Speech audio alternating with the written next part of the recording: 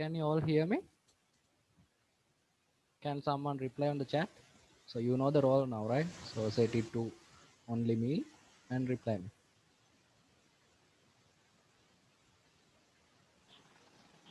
Can you guys hear me? Okay, okay. Okay, thank you.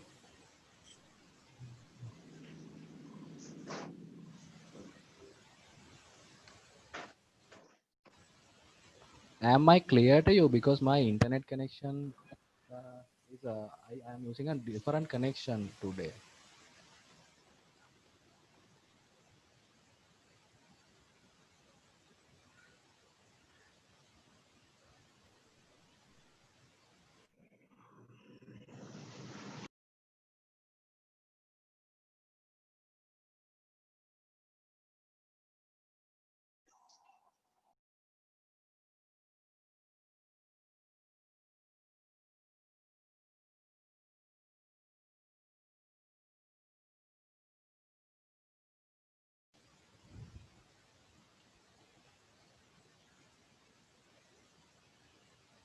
So we have 25 participants. So with, with me, so only 24 students.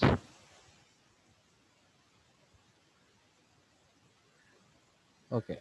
Okay. Today we are having a small lecture and I will do the calculations within the lecture. So that will be your first tutorial. And if you are not hearing me clearly, please indicate because my connection is little bit bad today. Okay. So if the sometimes I know voice is coming and video is lagging, those things happen. So if something like that happens, please tell me. Okay. I think I am clear to you, right? So can someone reply on the chat? Yes, so we can hear you. Okay, okay, okay. So today we are going to talk about one of the interesting topics, maximum demand and diversity. And uh, what is interesting about it is this actually this one is not required by your regulation. You can either have it or you can just ignore that.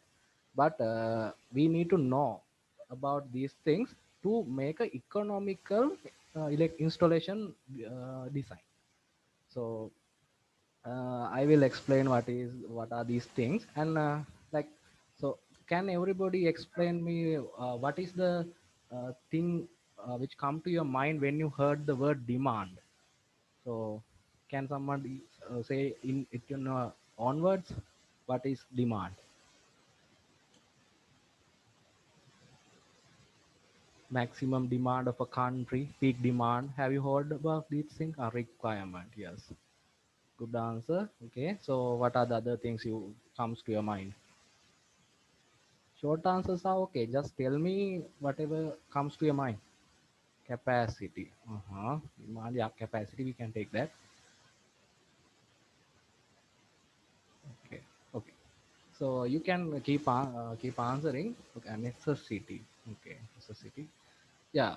Those things can be taken as demand. Okay.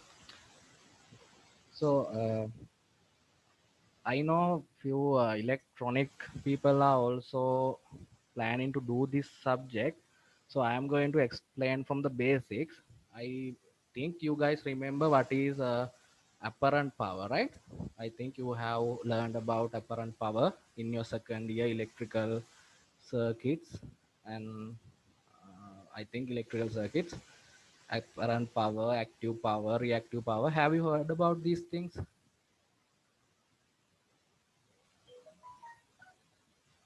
Have you heard about apparent power? All those things.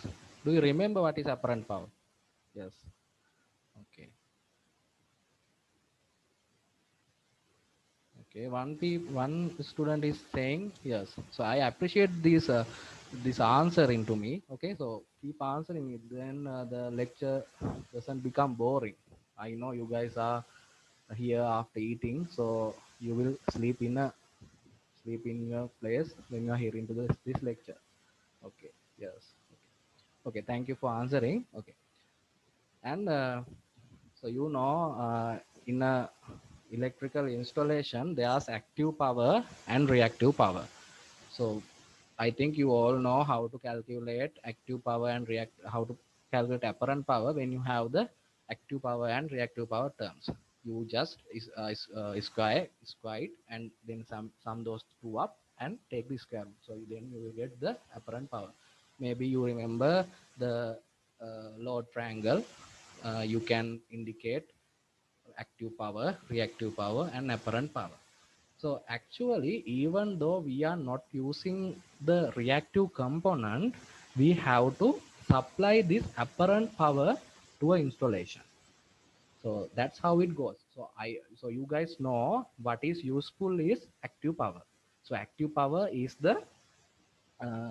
what we consume. But to consume it properly, we need reactive power. So at the end of this this university course, you will be able to explain someone what is reactive power. So what is the necessity of reactive power? And I think someone has his mic open. Okay, okay. So and to use our appliances correctly, we need to supply its apparent power demand. That is the main thing you need to know. So if you have in your uh, appliances at your home, they give you nominal power rating. So it is usually given in what unit? Can somebody say what is the unit they specify in the back of your let's say oven, or your let's say your rice cooker or somewhere? What is the unit of that thing they specify? No one knows. Kilowatts. Yeah, kilowatts or watts. Yeah. So so so now there's a problem, right? So we know the value in watts, but we need to uh, convert that to apparent power, because if you need to give that kilowatt amount to that appliance, we need to supply some amount of reactive power also. If it is totally resistive load, you do not need uh, any reactive power. But most of the appliances we have in our homes are not completely resistive.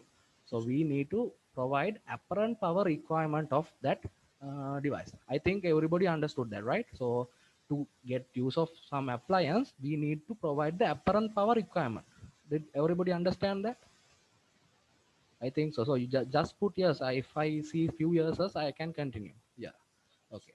So to calculate this apparent power demand, this is the equation. And what we do is we have the nominal power rating from the label, which we can see in the back of your appliance. And this this is what is this? Can somebody say what is the usual definition of this NETA term? I think you guys have used uh, this symbol, right, in machine induction motors. And yeah, efficiency. Yeah, NETA is efficiency, and we need to know the efficiency of that appliance. So usually we do not know the efficiency of that appliance because they do not specify. What we do is we guess. And cos theta, what is cos theta? I hope already know what is cos theta. Power factor, yes. Yeah. So we already have the power rating from the back of the rating plate of your appliance, and we assume or sometimes we can know what is the efficiency. And cos theta, we also has to find out what is cos theta. And we so after knowing all those things, we can calculate apparent power demand. So that is the power we need to supply to your appliance. Okay. And so in here, that our main in the slide explained installed apparent power demand. So if you read this correctly, clearly it says uh, arithmetical sum of the kVA of individual loads. So installed apparent power demand is the sum of all the kVA loads installed in your installation. I think you understood that, because the installed apparent power means, let's say you have a oven that requires 1 kVA, and a few other appliances that require 5 kVA. So you are so those two are the only appliances you have in your home. So maximum installed apparent power demand will be 6 kVA. So that is what is the meaning of this term, installed apparent power demand. And so if you read the second sentence, it says the maximum estimated uh, kVA to be supplied, however, is not equal to the total installed kVA. So what is that? So if so we have 6 kVA installed at your home, but we do, it says the supply is not equal to that. So can somebody guess what is the reason for that? So you have all the appliances at your home. Like, let's say you have around 15 kVA. Usually in house, I think around 15 to 20 kVA load we usually have. And the maximum estimated kVA to be supplied is not that value. Actually, if you remember the last lecture, our usually we all are, I guess we all are LV bulk customers. So I guess most of you guys have let's say single phase 30 ampere supplies, because it is the most common supply in Sri Lanka. Even my home has a single phase 30 ampere supply. So single phase 30 ampere supply. So if you calculate what is the maximum power supplied, so kVA to be supplied. So if you have a single phase 30 amperes supply, I will calculate what is the maximum kVA you can utilize. Okay, it's a very easy calculation. I am doing these things to remember you guys, because I know some of you are not from electrical background and maybe did not very good in the electrical subject. So okay, so let's say, so what is the voltage, standard voltage in Sri Lanka? Somebody say single phase voltage. Just type what is the voltage comes to your home, voltage value. Yeah, 230. Okay, now we have 230 supply. 230. So I am going to calculate single phase apparent power. So usual notation is S for apparent power. So it is not three phase. So we are not going to have any 3 or root 3 here. So we have only one single phase supply. So we have 230, and if your supply is 30 ampere, what is the value? This one comes to, I think, 6900 VA, or 6.9 kVA. So you, for a your common house, this will be the supplied kVA value. kVA to be, yeah, supplied kVA value. And now think about what are the appliances you have in your house. I think you have a oven, right? So oven usually consumes about 2000 watts. So if you consider 2000 watts, let's consider it is purely resistive. It is not purely resistive, but let's consider that. Yeah, so then it will be, so your oven will consume, I will do the calculation here, oven will consume 2 kVA. And let's say your oven, not iron, so iron is usually around 1.2 kilowatts. Let's say it is totally resistive, and 1.2 kVA. And let's say your water heater, usually I think most of the homes have those instant water heaters. Those things are usually rated for around usually maximum will be around 4 kilowatts. Let's assume this is uh, resistive, so it will be uh, 4 kVA. And what are the other things? So let's say you also have an induction cooker around 2 kilowatts, so we can take as 2 kVA, assuming all those things are resistive. So your total sum would be around 4 6 and 9.2 kVA.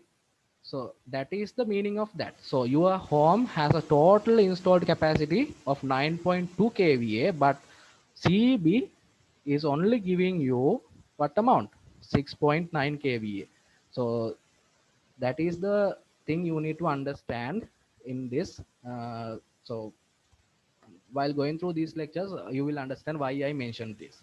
And so you now know why our supplied kVA value is not the installed kVA value. I think I hope everybody understood this. Okay. So this is a simple equation. You can use this to calculate apparent power demand of a load. So any one of the other things you need to keep in your mind is this is a load. So for a if you consider an appliance, you can easily use this equation. But let's say your home has several appliances, but you can't add all the appliances and do this calculation, because you know every appliance doesn't have equal efficiencies and equal power factors. So you have to calculate this for each appliance and add it together to get total installed apparent power demand. Okay, so I hope everybody understood that. Okay, now so that is just for your information. I was remembering you guys what you guys learned. I think learned in second year. So now we are coming to our lecture. So demand. So you guys gave me several answers regarding the demand. So some say the requirements, yes, and necessity. Uh, I got a lot of answers. Okay. And so this is the definition of demand: the amount of power taken by a installation over a period. So that is called the demand. So if you, I think you guys have heard about the load curve of Sri Lanka. I think in Sri Lanka, you guys know our peak demand comes in uh, 6 to 10 p.m. So those things I think you know by your general knowledge. If you don't know, please tell me. I will explain what are those things.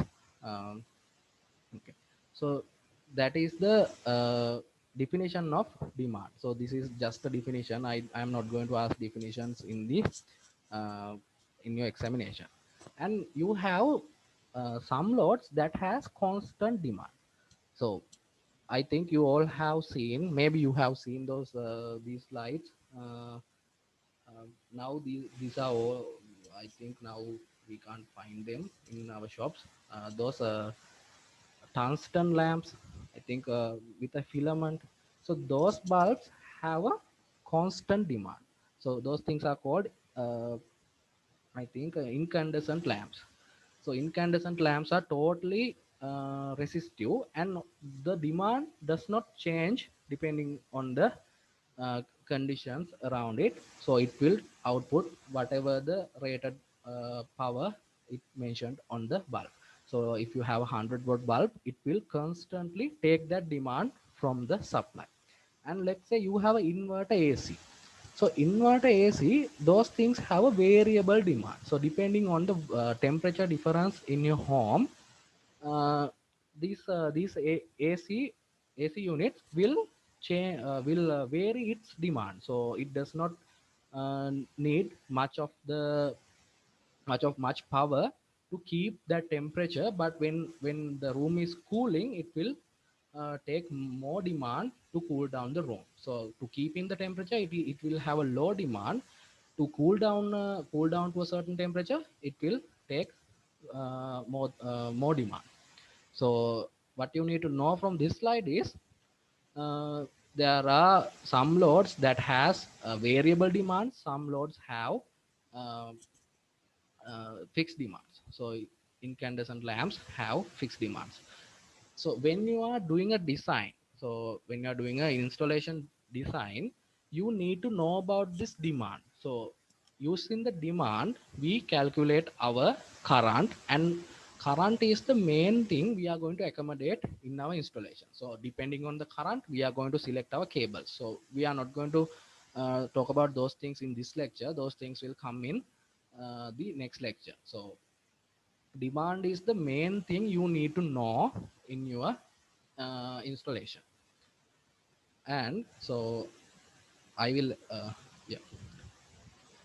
So when it comes to demand, there's something called actual maximum power demand. uh, so you know all the loads are, so let's say this is the same thing I mentioned before about the inverter AC. All the loads are not necessarily operating at its full rated value, and therefore the maximum demand, we are not going to supply total demand in a home. Please don't get confused with uh, the ones we talked about in the first slide. This is something different. We are now considering about a single appliance. If you have a motor rated for 5 kilowatts, usually it does not operate at 5 kilowatts. It depends on the load it is handling. So if it is handling a 4 kilowatt load, it will draw somewhere more than 4 kilowatt from the supply. So that is what you need to know from this slide. And because of this uh, pattern of this, because of this behavior of loads, we are going to define several factors. So we are going to define utilization factor and diversity factor. So actually in this lecture, you are only going to learn about those two factors, and all the other things are just calculations, very easy calculations. Even in a real design you are going to do in the industry, you are not required to do this. You are required to calculate the demand, but applying diversity is not required. We are going to see what are those things. Okay, don't worry. And because of this nature of these loads, we are going to define utilization factor and diversity factor. And read these slides, you will understand. Okay, if you are confused with the uh, information you are getting, just read this and you will understand what I am saying. And now we are coming to the demand factor. So demand factor, this is what I explained. If you have a 4 kilowatt motor operating at let's say if you have a 5 kilowatt motor operating at 4 kilowatts, your demand factor will be zero point 0.8. So maximum load over maximum possible load. So you know your 5 kilowatt motor can operate at 5 kilowatts, but it is not operating at that value. It is operating at 4 kilowatts. So your demand factor will be zero point 0.8. So this is one of the things you need to know, demand factor. You can when you are coming to the calculations, you will understand this. Just like get to know the theories. Only few slides are there to discuss theories. I think this lecture will be a small one, about 1 hour. I think about it will take about 1 hour. Okay. Mm. So this is the one I talked about. So 5 kilowatt motor driving at 4 kilowatt, your demand factor, okay, you will be zero point 0.8. So if you have problems, please put here. So I will explain. And now we are coming to the diversity. And so uh, you are not going to turn on your uh, all the lights at your home at the same time. So that is called the diversity. So you have uh, some installed capacity, but you are only going to use some amount of that. Let's say you have 10 100 watt bulbs installed in your home, and on you at a time you are only uh, using two or three. So that is the nature of diversity, and we assume that all the loads are not running at the same time. So diversity is an engineering principle. So we are assuming all the loads are not running at the same time, so we can have some economical considerations done to our installations. So that's why I mentioned this is not necessary.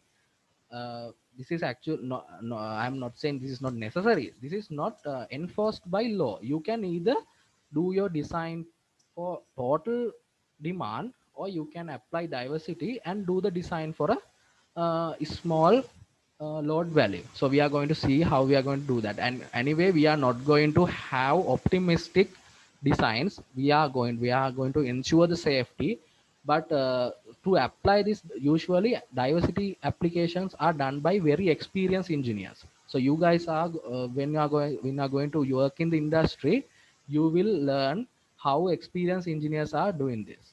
And there are some And the other thing is there are no exact theory to teach this diversity to you guys.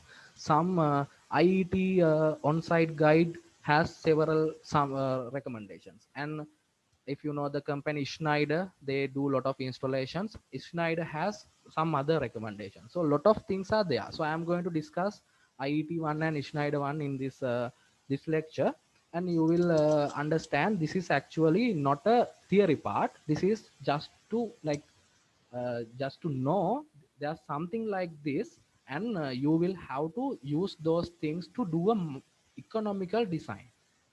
And let's see how we are going to do that. And for the diversity, we are going to define a factor.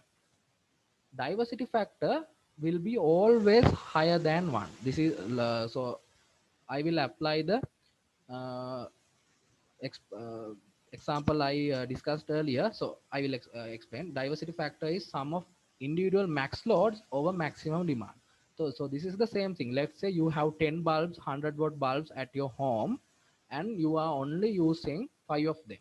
And so your maximum demand is 5 times 100, and sum of all the individual max demand is 1000 watts. So 1000 watts over 500, your diversity factor will be 2.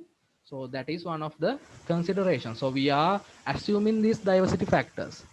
So that's what we are going to do in this lecture. But in the examination, you are not going to assume diversity factors. I am going to give you a table, and from that table you are going to use those values and information and define the diversity factor and do the calculation. So diversity factor is always less than 1, higher than 1, because if the maximum value of maximum demands is equal to sum of individual max demand. So if you have 10 bulbs, if you are using 10 bulbs, if you are lighting up all the 10 bulbs, your diversity factor will be 1. So otherwise it will be higher than 1. So I have put a point here. Diversity factor is not a fixed value. So engineers have defined average diversity values for various premises with their experiences. So I am going to now in upcoming slides. So I'm going to share some of those things. Those things are defined by engineers with their experience. Diversity factor is always greater than 1. And the thing is, engineers love this term diversity. So we are using it incorrectly. But I am also going to use it incorrectly, but because it is the norm in the industry. So you know diversity is higher than 1, but when you are applying this diversity factor, what we do is we take 1 over diversity. 1 over diversity, that is called coincidence factor. So if you have a diversity factor table, what it gives is coincident factor 1 over diversity. So it is for easiness. What we do is you calculate the maximum demand and multiply it by the given diversity factor, but actually this diversity factor is coincidence factor, which is 1 over diversity factor. So we know multiplication is easier than division. So what we do is we have tables uh, which state this coincident factor, which is the reciprocal of diversity factor. So know these things. If you are not understand this, don't worry, because the calculations in this lecture is very easy. So I am going to do several calculations in the upcoming slides. Okay. Okay, this I also mentioned the BS7671, which is the standard we have for installation. It does not demand that diversity to be considered. So that is what I said. They they cannot enforce you to use diversity, but for economic design, this diversity cannot be ignored. So if you are going to do the design for a maximum installed capacity of your design, your cost will be much higher, your cable sizes will be very high. So what we are going to do is we are going to use these diversity concepts and minimize our load to a acceptable value. That is what is explained here. So diversity factors must not be optimistic. So we can't save much money using these values. So this is an engineering principle. We can use this anyway, and it is explained to us by our lecturers in university. You can't say that and use point 0.1 as your diversity factor and do your design for 10% of your load. So these are not, we are not going to use optimistic diversity factors. So we have to set adequate margins of safety or for all the installations. So this is what I explained. These diversity factors are defined by experienced engineers. Yeah. So this is also acceptable. If you feel unsafe, you can avoid applying diversity. But in the exam, if you feel unsafe, you can't avoid applying diversity. You have to. I will ask you to apply diversity. So then you have to apply. Okay. So this is a simple diagram of installations. I think you guys can I understand this. Let's say this is slit building.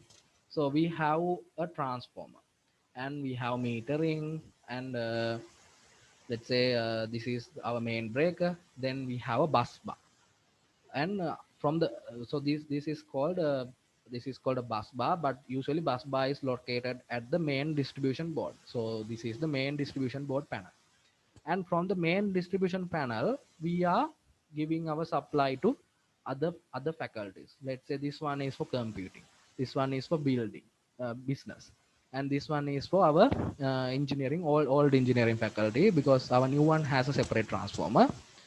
Let's say like that. So we can apply diversity in certain several layers, but if you apply diversity in a lower layer, you are not going to apply diversity again in the higher layer. So what I am saying is, so let's say total load of this installation, let's say it is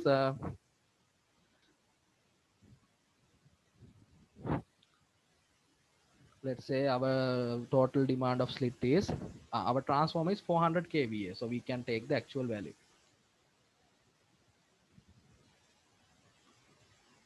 So let's say our total demand is 500 kVA, and if you apply diversity on the top level, so at the incoming supply, what we are going to assume is we are only going to use 80% of all the appliances in slit.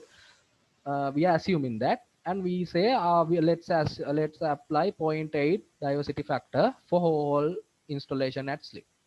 So what we do is, so this is 400 kV, and we assume the diversity factor. So actually this diversity factor can be correct, because even though we have 500 kVA of installed appliances, we are not going to use all of them at the same time. So your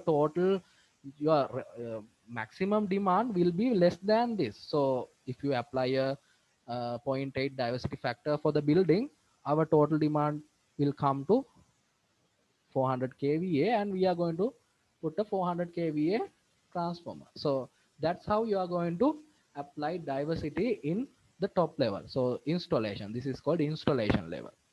And actually installation level diversity we are not going to discuss, because these things are this is not very this much simple. You can't just put zero point 0.8 and get assume a value, but you can do that, because in the IET installation on-site guide, I will show you the document. They specify doing they have a section for doing diversity in installation level. Level means the top level, at the incoming supply. You can do that. And then the second level is distribution circuit. So let's assume this one is a sub distribution board. So what we can do is, we are going to apply diversity in now.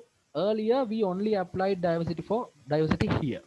Now we are going to apply diversity for several circuits independently. So for this circuit we are having zero point 0.8, for this 0.7, this 0.9.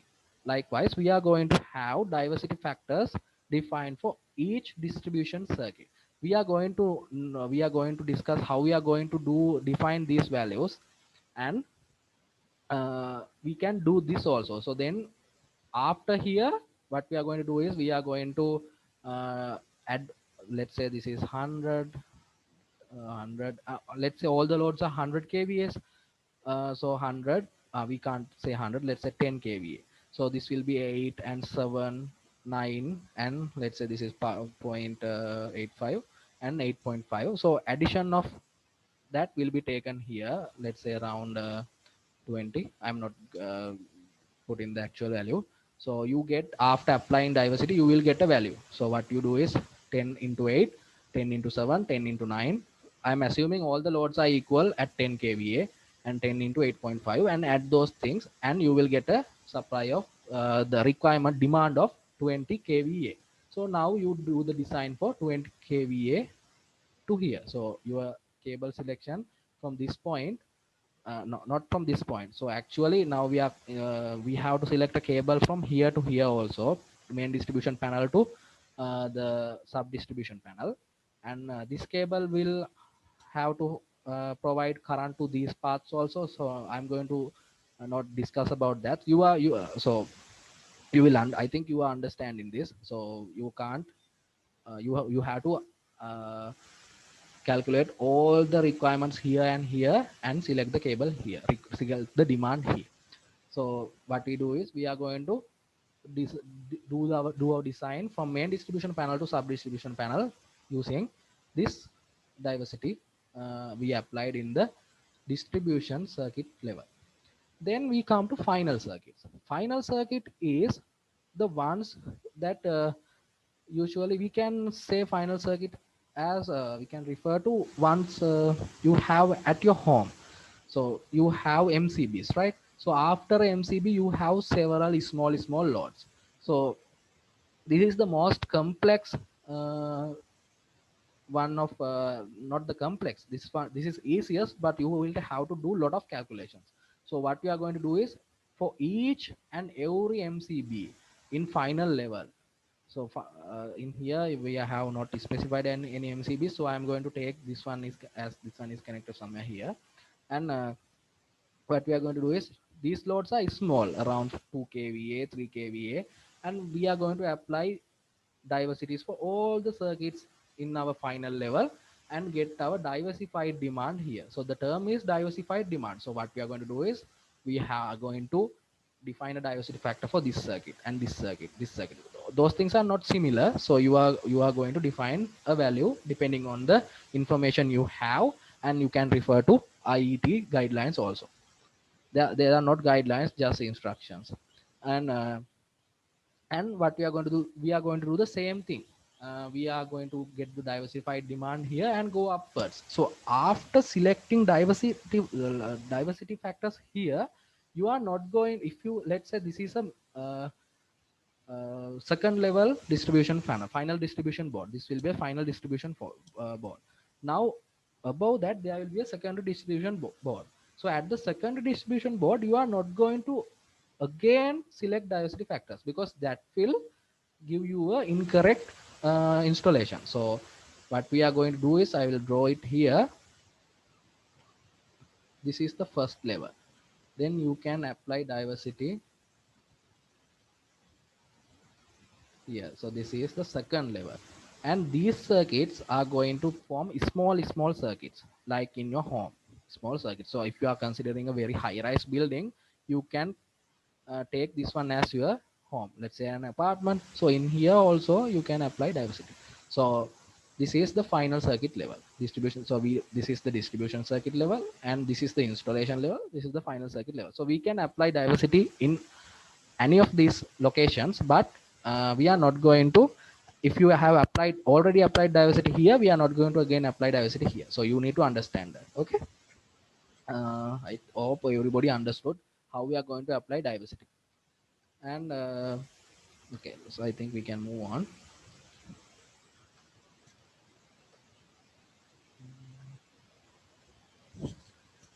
Okay, so I think you received this document, BS7671 on-site guide. Have you received this? I forwarded this to our course leader.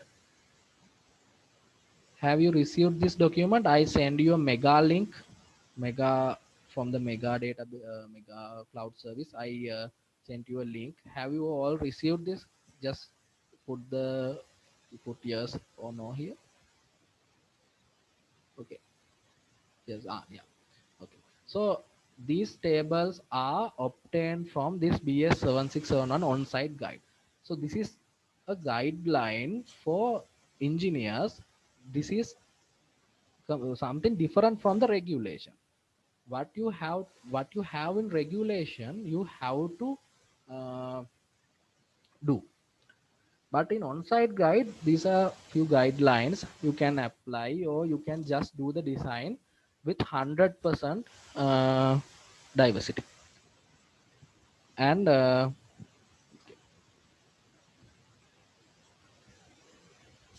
these are the several circuits we have in our houses. Let's say these are final circuit level. So we discussed what we can have in our installations.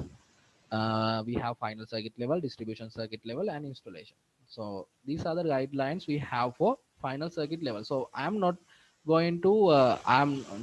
me, no one is forcing you to use these tables. So if it is your choice, you to use this table, or you can even refer to a other table also.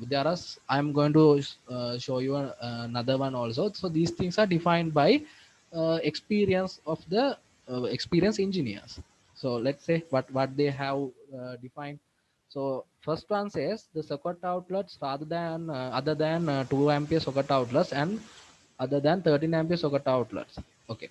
So they are referring to socket outlets which are rated for not 2 amps or 13 amps. We have to keep the rated current means one one diversity. The diversity value will be one. I hope everybody understood this.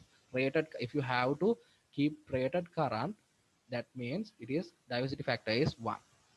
Actually, so now don't get confused. Diversity factor one, I am actually referring to the coincident factor. So this is actually reciprocal of diversity factor. And here 2 ampere socket outlets. So they say at least keep zero point 0.5 amperes.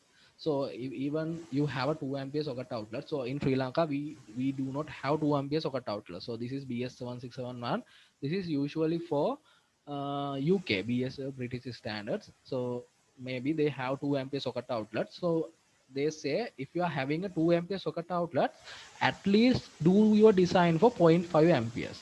So in here they have not given the diversity value. So in I think the diversity value is 0.25 here. So it is a very low diversity value. So even if you consider plug points or socket outlets in Sri Lanka, those things are usually rated for 13 amperes, and we are not going to plug 13 ampere uh, appliances that require 13 amperes to that. Usually we plug laptop chargers. So laptop chargers usually around less than 100 watts. Good ones you can go up more than that, but common ones less than 100 watts. So 100 watts means around point 0.4 amperes.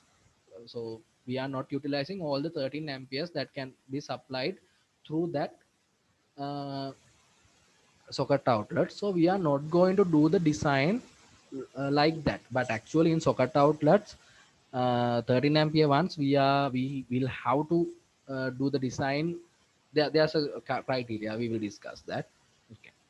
And then they talk about lighting outlets. So you can read these things. So lighting outlets, nowadays I think this is obsolete, because in household lamps we are not going to use these 100-watt lamps. Usually we use LEDs or CFLs, usually less than 20 watts. And but I think this might be a little bit older guideline. And they are asking to keep at least 100 watts as the demand. So 100 watts, actually we usually discuss demand in amperes or kVA. But in here they say 100 watts, so assume it is resistive and take the ampere value and do the cable selection. So that's how you are going to do. And I'm not going to discuss other things. I will discuss this one: household cooking appliances. And household cooking appliances, let's say you have uh, an appliance which use 30 amperes. No You have a you have several appliances which comes to 30 amperes. So but all those appliances are not utilized at the same time. So what we are going to do is we are going to at least allow 10 amperes. So we are allowing 10 amperes at least, and plus 30 of the remainder. And they are asking to add another 5 if there's a control unit connected to socket outlets. I actually not familiar with these control units. Maybe in UK socket outlets there may be a control unit they have in their socket outlet. So if there's a control unit, you have to allow another 5 more. Usually you are allowing 10 amperes and 30% of the remainder. So if your total demand is 30 amperes, we are allowing 10, and there's a remainder of 20. Then 20 into uh, 0.3 is 6, so your current will be 16. So your design will be 16 amperes, and if your uh, plug point has a control unit, you are adding another 5. That's how we are going to do the design. Okay. Okay. Okay. ah there's a special note given in the BS7671. This is actually given in the BS767. So if uh, I'm sorry, this is not given in the BS7671. This is given in the BS7671 on-site guide. The same document we discussed here. This title should be changed. Okay. So usually, in lamps we do not know the VA value, but sometimes the VA value can be much higher than the specified value. This is not true for halogen, not halogen, the incandescent lamp. So those things are totally resistive. The specified value will be taken from the grid. And if you have a discharge lamp, so do any of you heard about discharge lamps? What are discharge lamps? Sodium discharge lamps, sodium low pressure lamps, high pressure sodium lamps. Have you learned about those things? Not learned, heard about those things. Do you have discharge lamps at your home?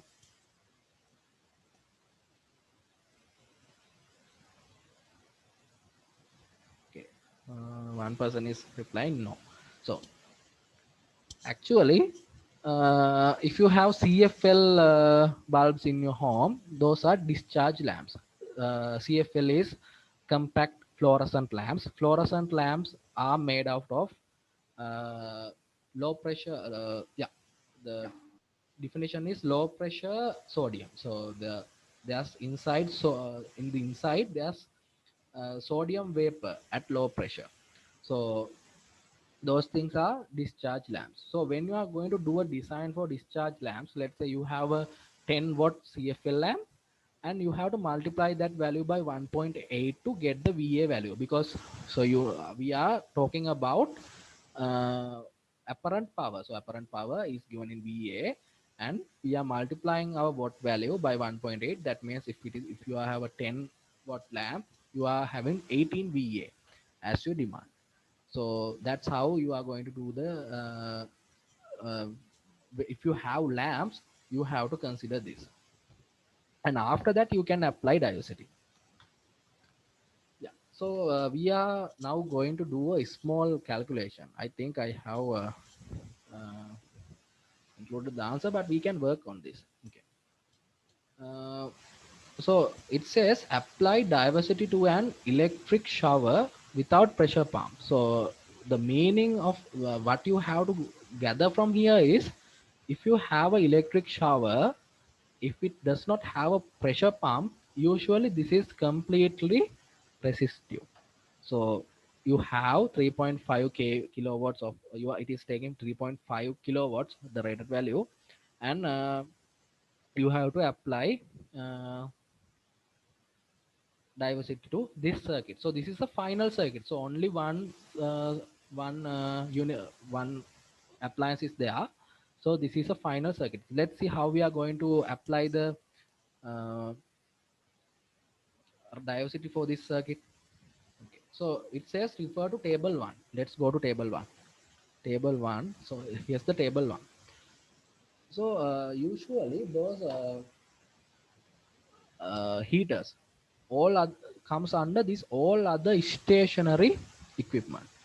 So as the current demand, they specify British standard rated current or normal current. So that means they are asking us to keep the total demand. So very easy. So it says take the diversity factor as 1. So that is what you need to gather from that table.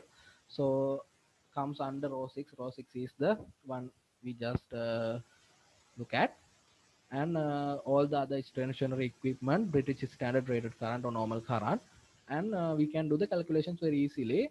Uh, so in here, without pressure pumps, the power is resistive, so power factor is 1, and our total demand will be what? 15.21 amperes. So I think you all can understand this equation, right? V P equals VI. So you are electrical engineers, undergraduate, and so you should know this equation. And so our I rated comes as 15.21, and no diversity is allowed from the they ask us not to allow any diversity, so we are not going to allow, and we are going to do our design to support 15.21 amperes. So that's how we are going to do this calculation. So I think you all understood this. These are the questions, so you get as first question of your examination paper. So very easy ones. Okay. uh, but it will not be easy as this. Probably I will ask you to refer to something not the rated current. So if the diversity is not rated, not the they are asking not to allow diversity, question will be easy. I am going to ask you a bit different question in the examination paper. Okay, so now we are moving on to a yeah, this one will be something close to exam level. So apply diversity to a kitchen circuit having 2 into 2 induction cookers. So they have two induction cookers or heaters. Each one is rated for 2 kilowatts, and then they have 1.5 kilowatts rated oven, 1.5 kilowatt rated grill.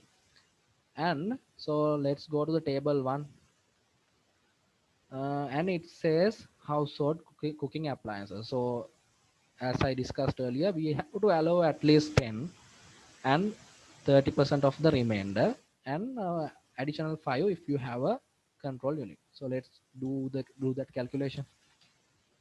Okay. So it comes from that is the row we just looked at, and 10 ampere plus 30 of the remainder. Yeah. So in here we are I have, I think, not mentioned this. We are assuming all these things are resistive, but actually induction cookers are not resistive. We can't assume this, but for this calculation, we are just assuming our all the loads are resistive. Usually in the examination question, I will give you this one will work at zero point 0.7 power factor. This one will have zero point 0.9 power factor. This one is resistive, likewise. Okay. So I think everybody can understand. So our load, so this is the same equation, S equals VI, but in here power factor is 1. So we can just use P equals VI. We can say P equals VI because cos theta is 1.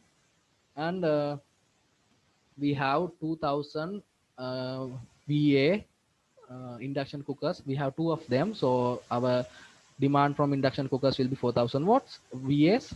And then we have 1500 VA oven, and 1500 VA grill. So please don't get confused with these kilowatt terms, because usually I put kilowatt here because usually we are not seeing our kVA value in our appliances, and usually we have to assume a power factor for that to do this calculation. uh, i I hope everybody can do this, right? In If I say this is zero point 0.8 power factor, you are going to divide this the 2000 watt by zero point 0.8 for each zero point 0.8. So if I say 1.5 here, okay, I will write those down. Let's see. Okay, so I will add these things. So in here the power factor is, let's say, zero point 0.8. In here this is 0.7. Let's say this is resistive. So if you have something like this, but so you know the equations, right? SC equals VI, P equals VI cos theta. So cos theta is PF. So now for this calculation, we assumed cos theta as 1. But right now with this new information, you have to get the uh, apparent power of these apparent power requirement, VA requirement of all those appliances. So what we are going to do is we are going to divide this by zero point 0.8, because this is zero point 0.8, and this by 0.7, and this by 1. So we are not going to put that. So this is reactive, so we can just take that as VA.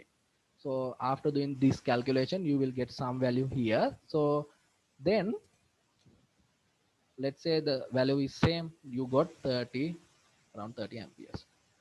And so the according to the given information here, we have to allow first 10 amperes, then rated current plus 30 of the remainder. So we are going to allow 10 amperes, so our minimum we have 10, then we have the remainder. So we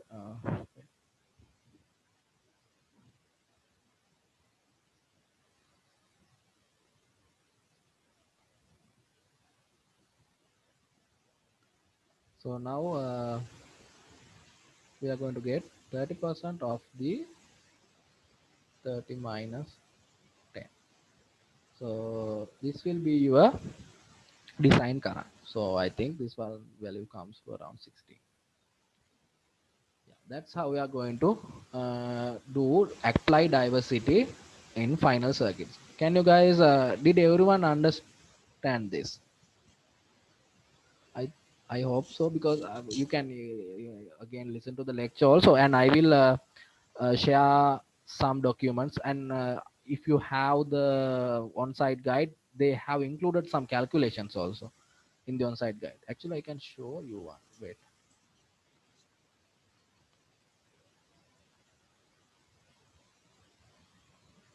give me a second.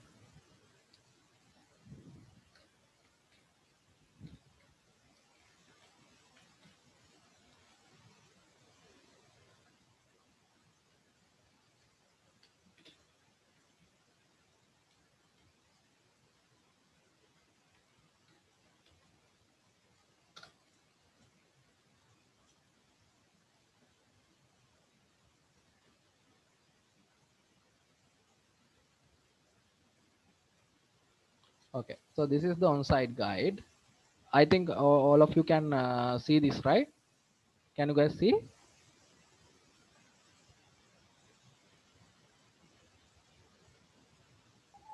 Yes, sir. Okay. I think I got a uh, chat question, but I missed it. Wait. Okay. Can you do that once again, please? Uh, I actually shared this.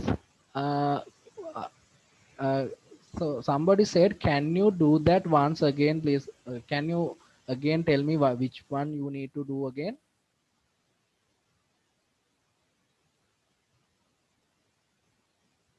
Uh, Ah, 30%.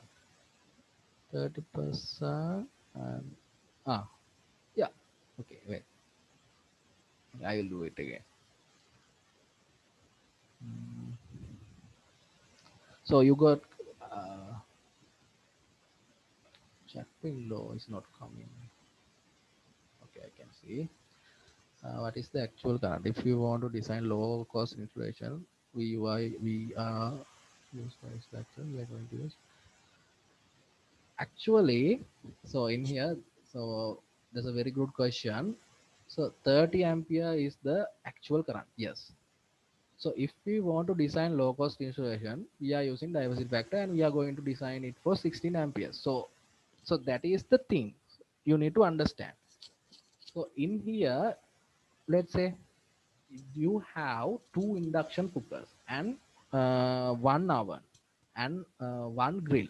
So what we are going to assume is these things will not operate at its peak uh, at its peak power demand at all the times. That's how we are. So this is similar to what you have done in your home. So if you see your breaker, your main breaker, it is 30 amperes. In your, you go after the lecture, uh, go to your fuse board and open it up and see the rating of main breaker. It will say it is 32 amperes or 30 amperes, something like that. Then add all the other MCBs, the values of other MCBs. Probably you will get around 70 amps. So if you are you going to use all those 70 amps in at a single time? No, right? So you actually, in here, I understand your confusion because there's a small amount of appliances here. Usual, this is just an example. Okay, so I hope you can see this presentation, right? So usually in a kitchen circuit, there are several appliances, right? So in here, I understand this is a small number of appliances. Maybe there's a chance to operate all those things at its peak demand. But when it comes to real scenarios, there are a lot of appliances in a circuit, and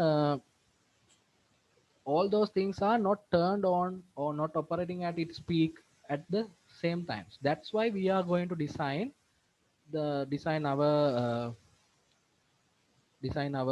installation for a lower ampere rate. So that's why I said earlier, this is not actually enforced. You can have this 30 ampere demand. You can do your design for this 30 ampere demand, but this is a way of minimizing the cost of our designs. Okay, actually these things are done by very experienced engineers, so they know how to apply diversity here. So I'm just explaining the concept. Okay, so please like uh, don't get confused. Like, I know maybe in a event they can operate all those things, and this design can be a bit dangerous, but this is not an actual circuit. And in a actual circuit circuit like that, let's say if you are using this in a hotel, so all those things are going to use at the same time. So in a place like that, we are not going to use this diversity factor because these things are not enforced. So in your home, I think you can use this, but not in this uh, okay, so got it. Okay. Okay. Ah, so somebody is asking to redo the calculation. Okay, I will do it.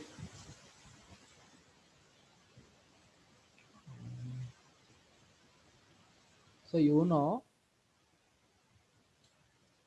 I hope everybody understood what I did here, right? The so the person, can you also give me the answer to that? Did you understand what I did here and here? Chat window not coming.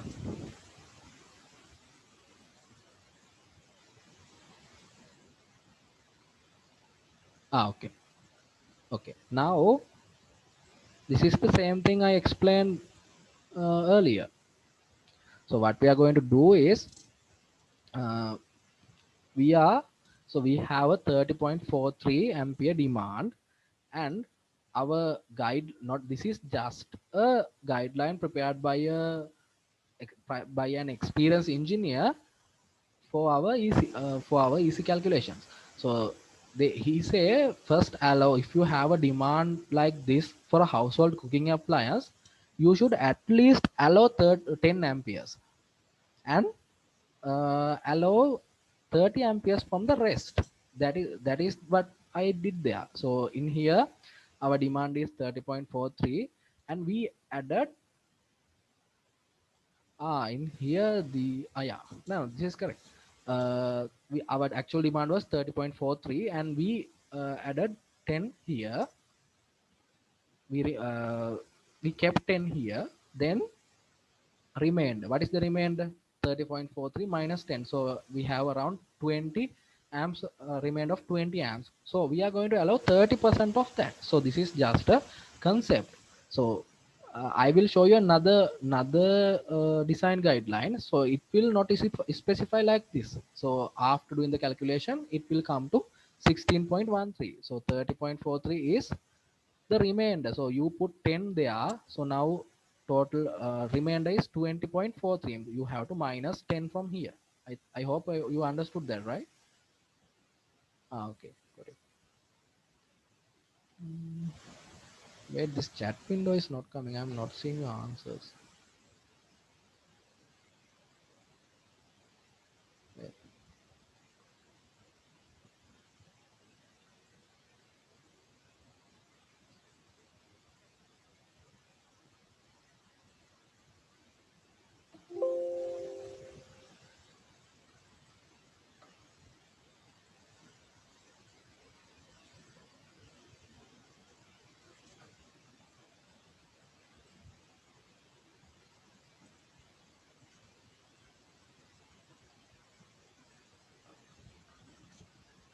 Okay. So I hope everybody got how we do diversity in a final circuit. And there are some other examples also. You can try these things at your home. Okay. And now we come to distribution circuits. So I forgot to show you the on-site guide, right?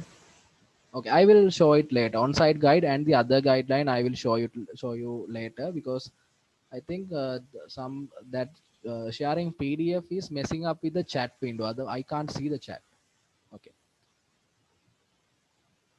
Okay. So when it comes to distribution circuits, we have to consider a lot of things. So see, in distribution circuits, distribution circuit types, we have a lot of criteria. See, we have lighting, and in distribution, the diversity factor depends upon the location. This is the same thing I explained before. So you can't do the installation like that in a hotel kitchen earlier installation. So you have to apply no diversity. Uh, okay. So in here, so they say if you have a lighting distribution circuit, so we are assuming that there's a distribution circuit that totally for lighting, and usually we do that in good installation. We have a separate circuit for lighting only. Okay, so you can disconnect all the lights at the same time. Okay. So if it is a household installation, they say apply 66% of the total current demand. That means if you have let's say 9 uh, bulbs at your home, they say do the design for 6 bulbs. That is the simple definition of this. I think everybody understood that. So if it is a household, if you have 9 bulbs at your home, if all the 9 bulbs are connected to a single circuit, you are going to allow do the circuit for 6 bulbs. So this is a concept. You can allow all the current through it. You can consider all the 9 bulbs and do the design. No worries. If you feel safe, you can do it like this. Depends on your experience. If you are when you are getting more and more experience, you will go for lower diversity values. Okay. So if it is a shop, So in shops and in those shopping malls, lights are always on, right? So in those conditions, they say apply 90% of the total current demand. So now earlier we only consider about the load. Now we are considering about the premise also. In such premises, we have to apply different diversity values. And if it is a small hotel, boarding house, guest house, so you are going to apply 70% of the total current demand. So I think they assume 75% occupancy in a hotel. So that's how you are going to do. And heating and power. So heating and power. So this is similar to the earlier one. I think 100% of total current demand up to 10 amperes. So if it is lower than 10 amperes, you are not allowing any diversity. So if your heating circuit is only 9 amperes, you have to allow 9 amperes. And if the demand exceeds 10 amperes, it says 50% of any current demand in excess of 10 amperes. So let's say your heating circuit require in your home, it require 20 amps. So 20 amps, so you have to allow 100% up to 10 amperes. So you are allowing 10, then they are asking to allow another 50 of the remainder. So you have another 20 minus 10, you have 10 remaining. So now you have to allow 50% of that. 50, that means 5 amperes. So your total, in if you consider a installation like that, your total current demand will be diversified current demand will be 15 amperes. So likewise in here also shops 100%. So in heat, usually in home, they are maybe assuming only one space heating appliance. So in Sri Lanka, we are not using them usually. And in large premises there can be more. So 100% of the larger. So in that case, the our diversity diversity consideration is different.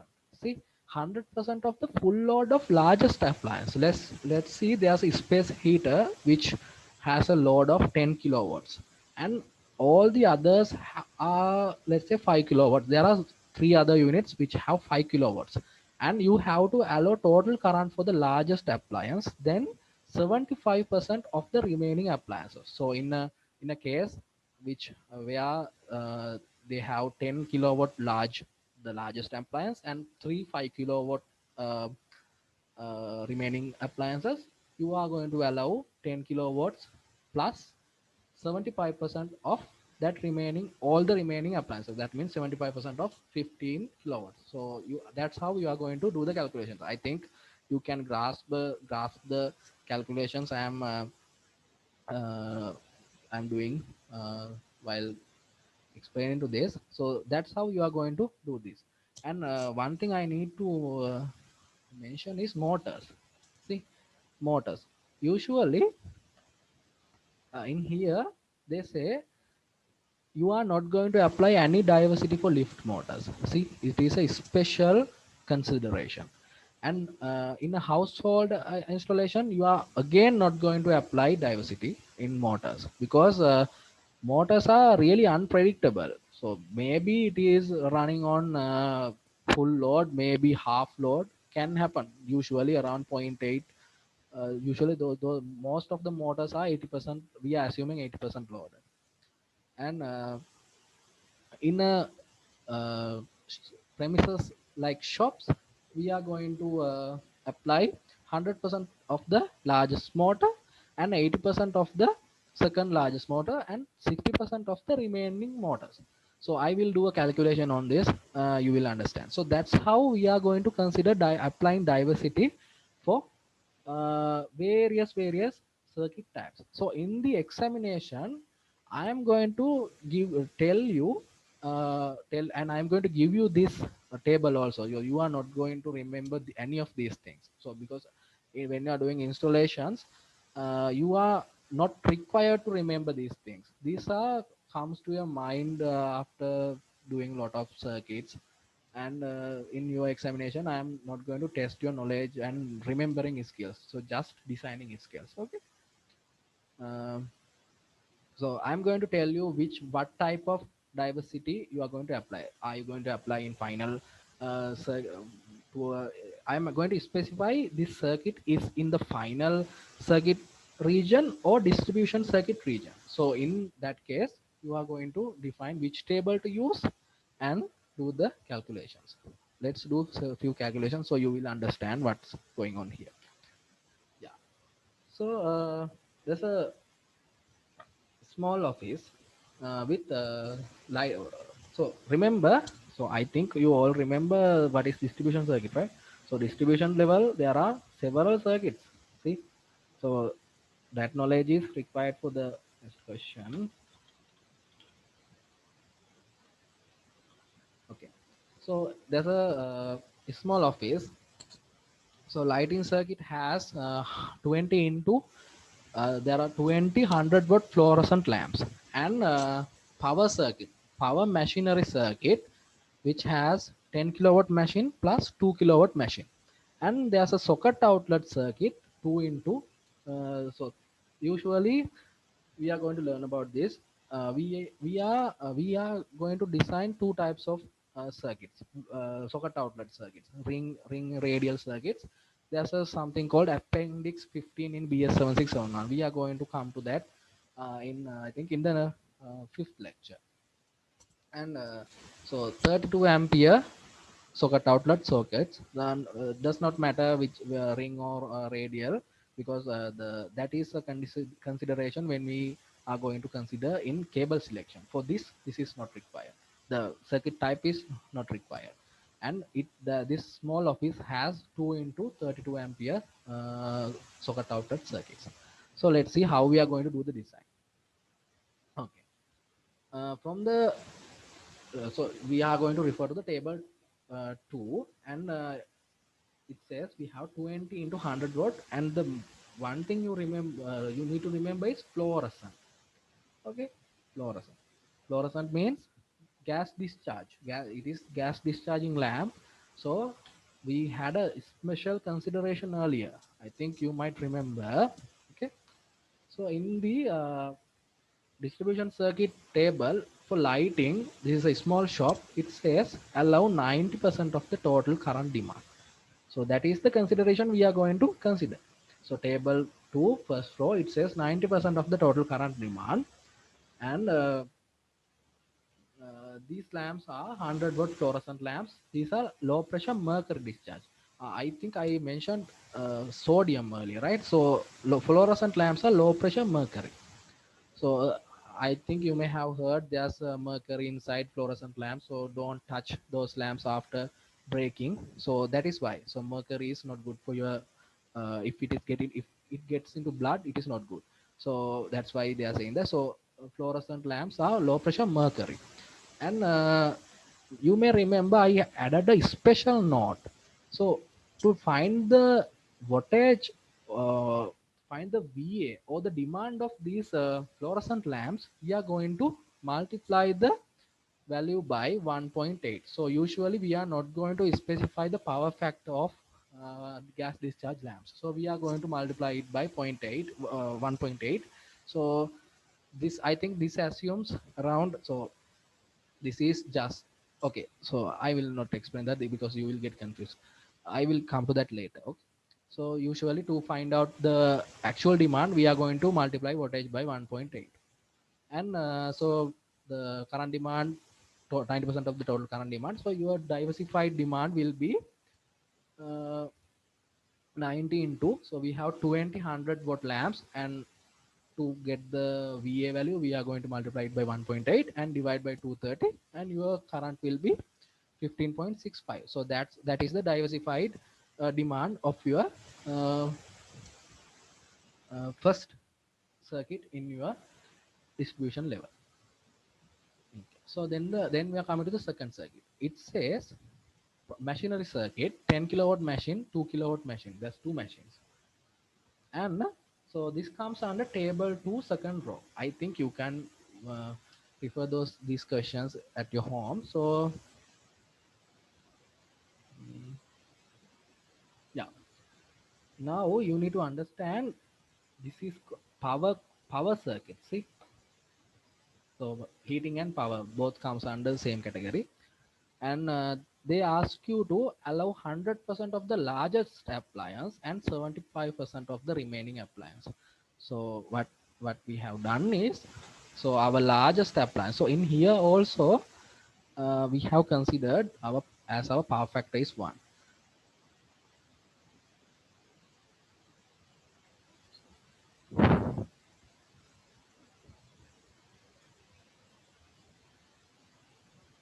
Okay, so usually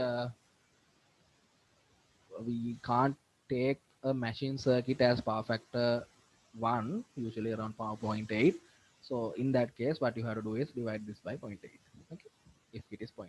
So after that, you will get so for 100% of the largest appliance, that means the 10 kilowatt machine, this is the largest, and 75% of the smaller one.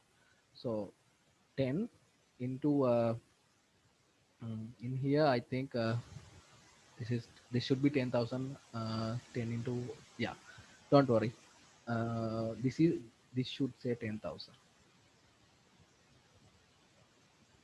10,000 into 100%, and 75% into 75% into the small appliance, so this also should say 2,000. So afterwards you will get the value as 50 amperes. So that's how you are going to apply diversity for the second circuit. And for the third circuit, it says socket outlet circuit with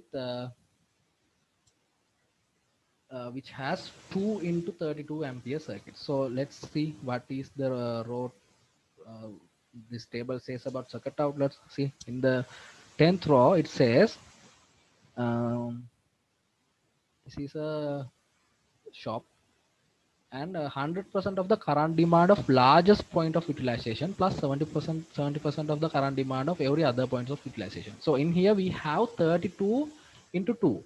So so we do not have a largest and a smaller one. What we are going to do is we are considering anyone as largest.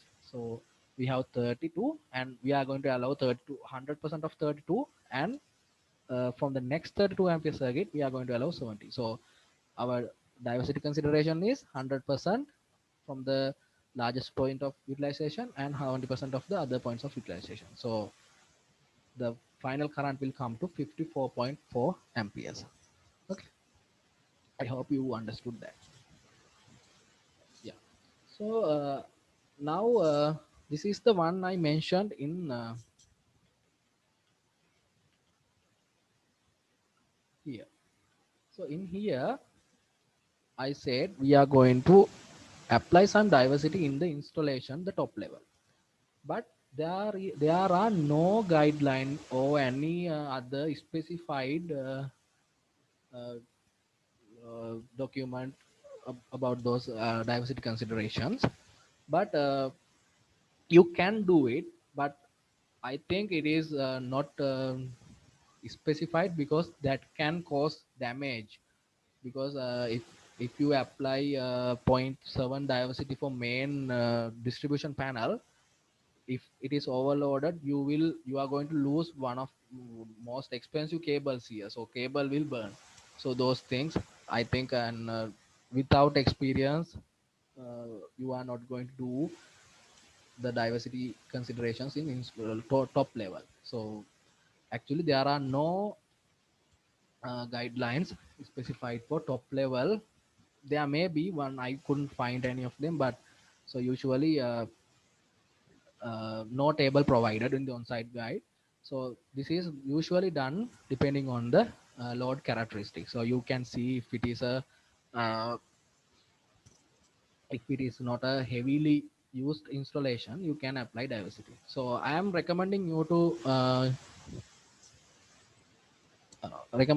to do designs in distribution level, because it is the easiest one. So in the in here socket outlet circuits, we assume actually in socket outlet circuits the demand, you are not going to assume any power factor. See, the demand is given in amperes. So this is the current. So you are not going to calculate, because you don't know what appliances are going to connect to this circuit. So we are going to they have specified the current for the second outlet circuit. Yeah, yeah, okay. For- are you asking another question for the socket outlet circuit? Okay. Actually, in circuit outlets, we are not going to we do not actually need a power factor because the demand is given in amperes. I think so. Can you explain why it is multiplied? Yeah, I will. So I didn't explain that earlier because you will get confused. Okay, where is that? So fluorescent lamp. So I will write it down here. Usually, in fluorescent lamps, what happens is these things have a ballast. I think you may remember.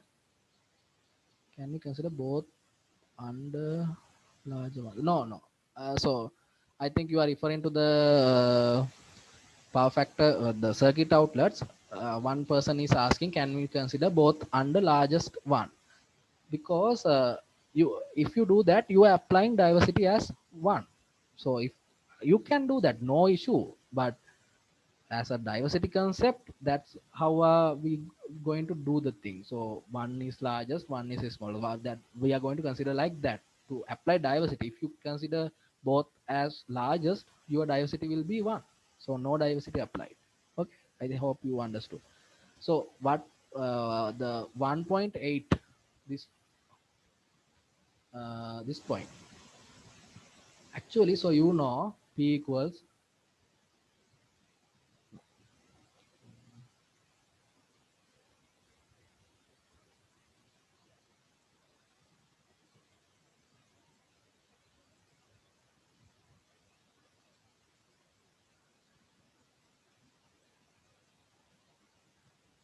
P equals S cos theta, right? So you know this equation. So apparent power into power factor will give you the power. So what we know is P. So in here P is 100 watts.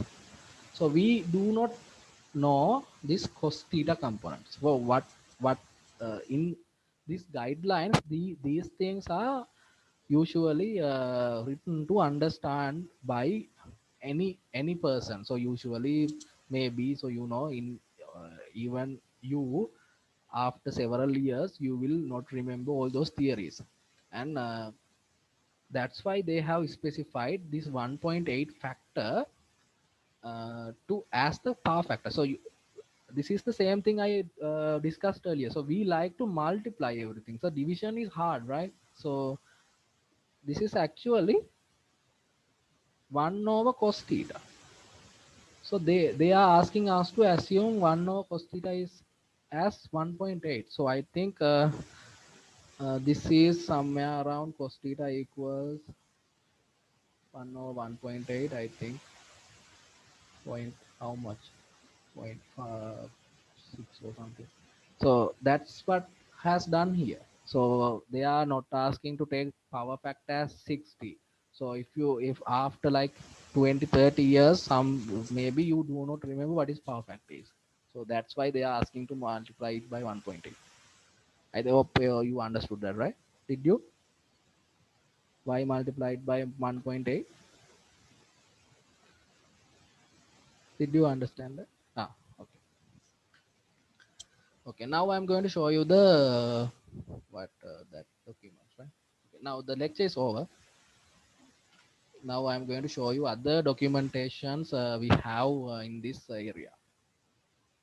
Start new share. Hmm, can you guys see the on-site guide?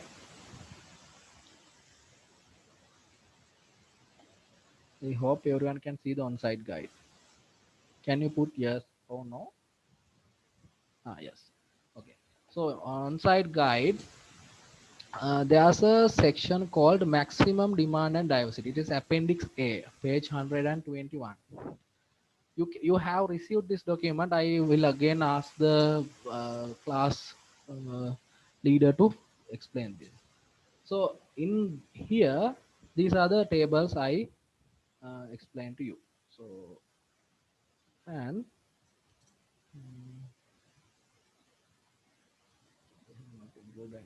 so this is one of the guidelines we have on maximum demand and diversity. So I taught you this because this is IET. So one of our regulation is IET. So I thought IET will give you the IET one will be much more recognizable. Okay. So there's another one also. I will share that one. This one was also given to you.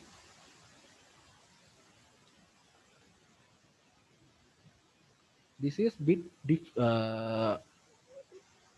IET guideline is bit easier to understand.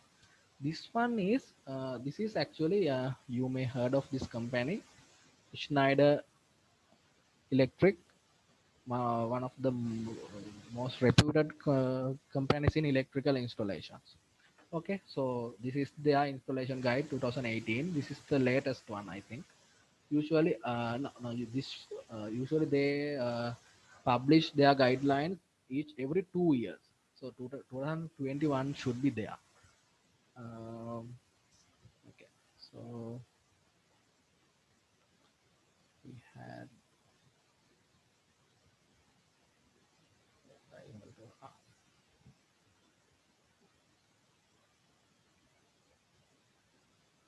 so these are the same concept I taught you now: maximum utilization and diversity factor, coincidence factor. So they have also mentioned about those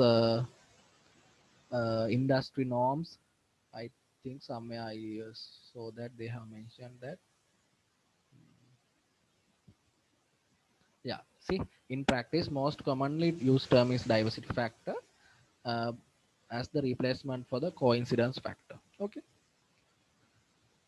Yeah. So in these usually Schneider people they do large installations like in apartments and high-rise buildings. So this guideline is more mainly based on their applications. So in Schneider Electric guidelines, so they say they assume this as an I think apartment building, 25 consumers, and each consumer has this much load. Each consumer is 6 kVA, and there are several consumers in each floor. So they ask you to apply diversity factors depending on the floors. See, these there are no regulation. There's to regulate how these diversity factors are applied. So everyone or every experienced engineer can define one thing. So I am teaching you IET one because that one is much more I think approvable. This one is also done by really experienced engineers, but for your knowledge I think IT one is good. So in here you can read these things. So they have done example. So 5 stories apartment building with 25 consumers. So sometimes maybe something like this can come in your exam paper also. So read these things. These are additional reading. So if something like this is coming, I am going to give you all the details. I'm not going to keep keep you in blind in dark. I'm not going to keep you in dark and give you questions, and I'm going to give you all the necessary details and give you time so you can read this and understand and do the calculation. Okay. And okay. Yeah, so here see their distribution one is bit different. So they have they are asking if your distribution circuit has two or three circuits. They are asking to put a diversity factor of zero point 0.9 likewise. Okay. um, yeah, that's it. There's another example also. I think you can read this. You have this document, and I am going to end this lecture now because I have a small work to do. Uh, and if you have any questions, you can put me a WhatsApp message. Okay. So I am in a hurry. So I have to stop this lecture now. Okay. I think everybody understood it. Okay. Okay. Thank you.